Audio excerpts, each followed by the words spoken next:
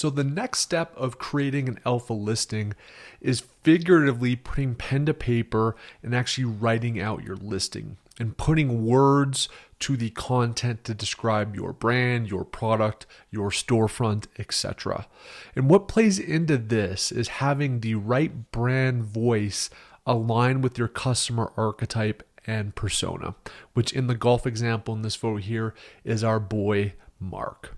So the point of this video is really just to think through the frameworks to develop a brand voice that resonate with your archetype and incorporating that into your listing for maximum conversion.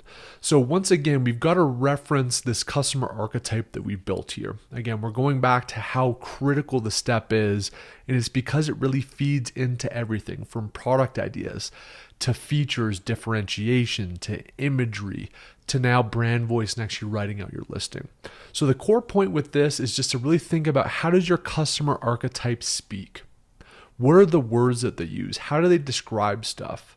What's the nomenclature that only them and other archetypes know?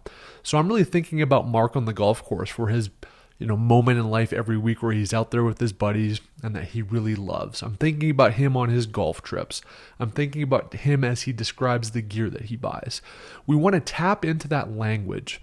We want to tap into those references. We want to tap into those analogies and really use a style and voice that is how he speaks amongst his other archetypes. Another way to do this is really just to look at that influencer list and those information sources that Mark taps into and seeing the language that they use, how they talk. Is it fun? Is it serious? Is it direct? Is it loose? Is it vulgar? Is it clean? All those things kind of play into this because we want to align that language that will best resonate with our archetype. So we want to take a look at where they hang out. We want to look at interviews and convos. We maybe even want to listen to forums and Facebook groups.